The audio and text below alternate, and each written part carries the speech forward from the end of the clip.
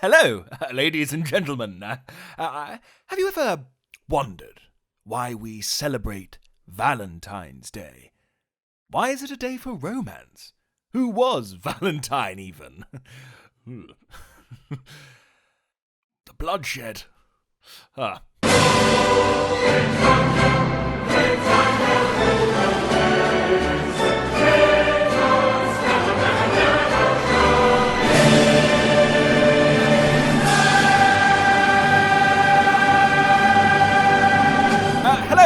Hello, ladies and gents, and everyone else around the world and time and space.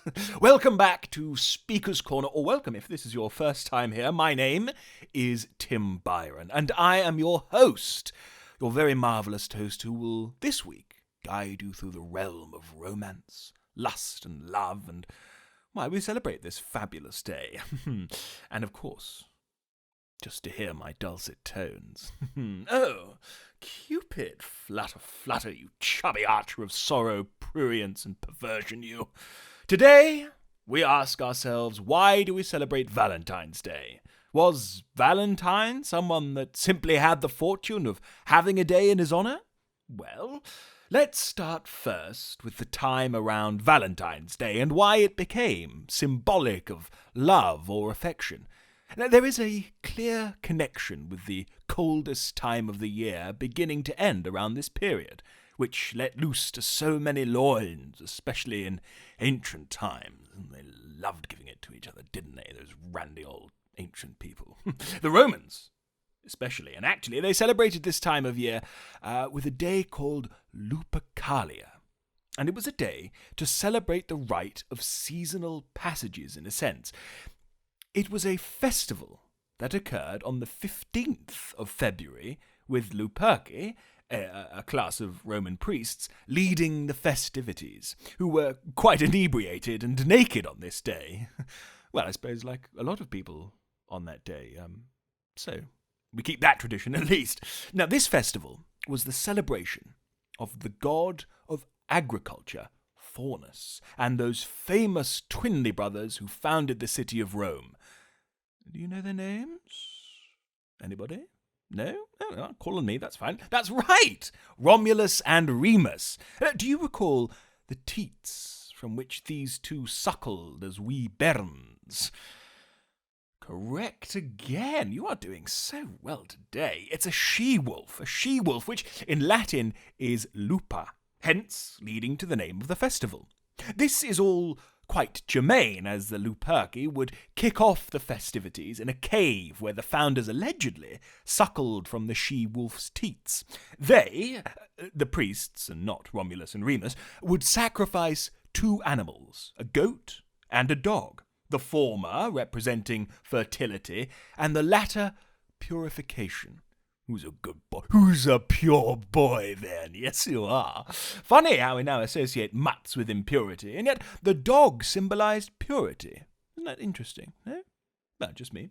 Anyway, the Luperci would take strips of hide from the sacrificed goat, dip them into blood, and then be off, gallivanting in the streets. What would they do with these strips, you ask? Well, they would fling blood all over crop fields, of course. What else? What could make for a more sanitary meal than fresh mixed dog-goat blood on your plate of veg, eh? Yes. To be fair, they were quite pissed at this point, so we must allow them this little transgression.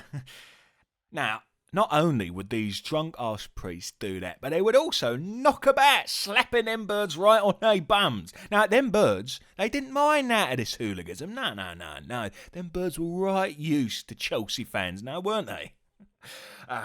Just a wee spot of football humour there. However, it's actually true that the Roman women that came into contact with these Luperci rather enjoyed having the priests slap them on the fanny with these literally bloody strips of hide, because they believed it made them more fertile. Now, we can argue all night about whether or not these home remedies actually work. Spoiler alert, they do not. We did the tests. That's a lie, we didn't, but come on, it's pretty obvious. But they believed it a la some sanguinary placebo. Their fertility was especially important around this time because one of the components of the Lupercalia was a random drawing to pair up Romans. It was effectively Tinder, but no one would really swipe at all. It was all due to chance. A man would pull a name from an urn and, voila, a pairing. How romantic, no? Thus is the origin of the specific time frame that is Valentine's Day. But how about Valentine himself? Well, I've established the stage, but now it's time to bring in the protagonist. Singular, plural? Well, actually, we aren't entirely sure if Valentine's Day comes from a single chap or multiple, but the story goes as follows. There was an emperor who decreed that single men fought better and would therefore outlaw marriages for young men to keep them at their utmost truculence. Who was this emperor? As for being half-witted, what can I say except that I have survived to middle age with half my wits, while thousands have died with all of theirs intact. Evidently, quality of wits is more important than quantity. Can you guess? Well, yes, that was Claudius from I, Claudius. But in this case, we're referring to Claudius II, or Claudius II.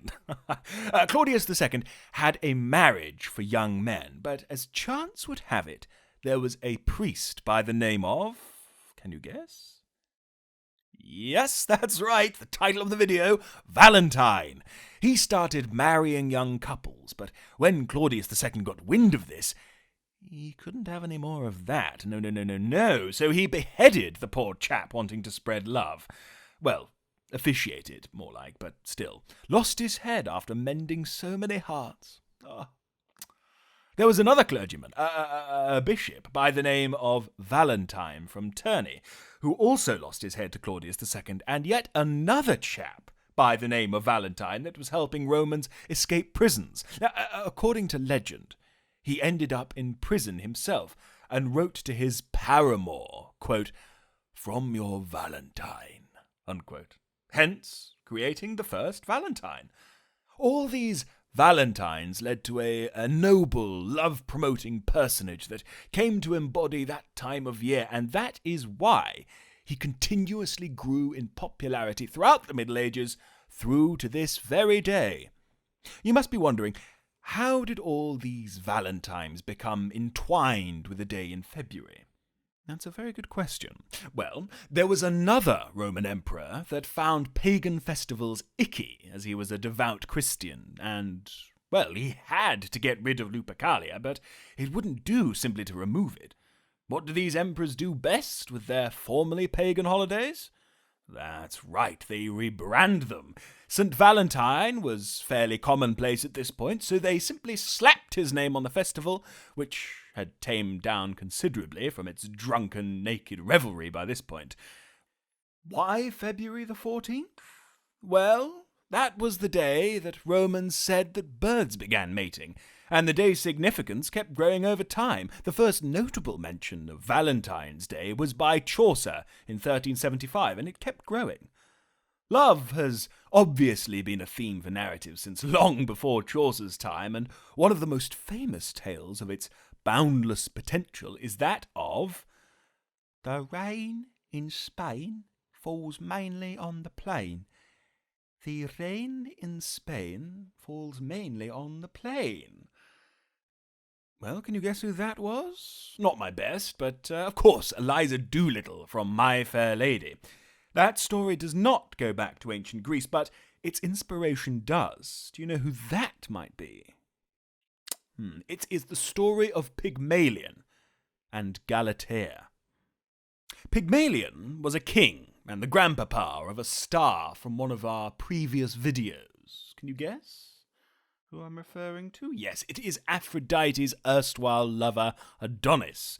Pygmalion was a king and sculptor, according to Ovid, and just like any other artist, felt inspired to transform marble into whatever he envisaged.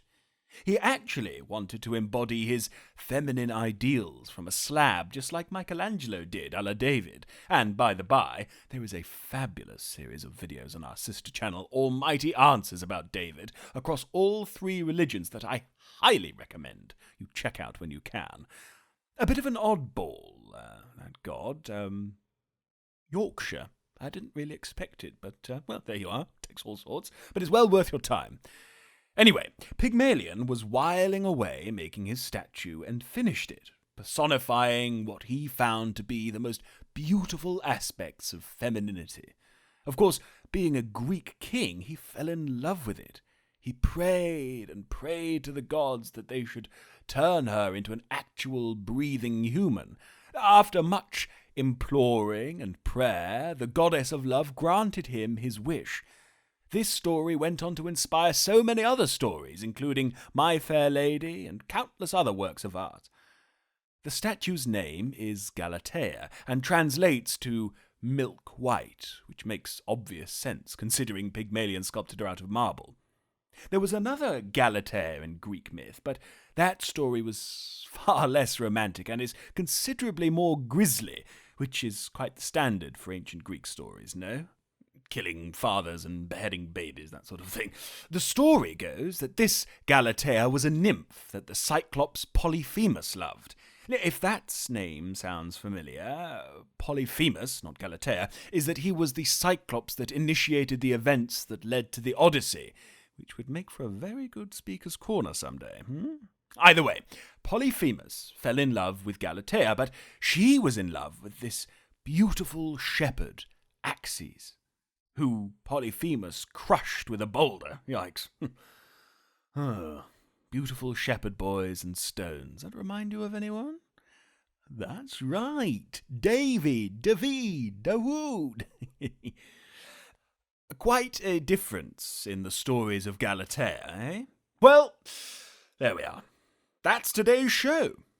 And I expect you feel a lot more lovey-dovey and romantic just in time for Valentine's Day, don't you? Thank you, and as always, please share, subscribe, and like this and all our other videos. Comment down below, ask me any questions you like. Take care, and all the love in the world. Before I forget, this week we have a very special treat for you ladies, and some gents, the wonderful Philip Bozinovsky on the piano and keyboard singing She by Charles Aznavour, and one for you gents, Lena Sandon. Enjoy! And of course, here's looking at you, kid. Oh dear, I better go and sort out my dinner reservations, actually. Okay, bye-bye. Hello again, my lovelies. Thank you so much for watching that video. It really means a lot. Well, what can I say? Keep the smile going. Do remember to subscribe, ring that bell. It helps out like you wouldn't believe. It just makes me so happy. You can see this big smile of mine. Keep calm, carry on, keep a stiff upper lip. And if you like, there are some other channels in the description. I apologise for their content, but I think they're worth a watch, probably. If anything, just to educate yourself. Best of the British to you. Pip pip, cheerio. And don't forget to subscribe. Till next time, this was Speaker's Corner. Ta-ra.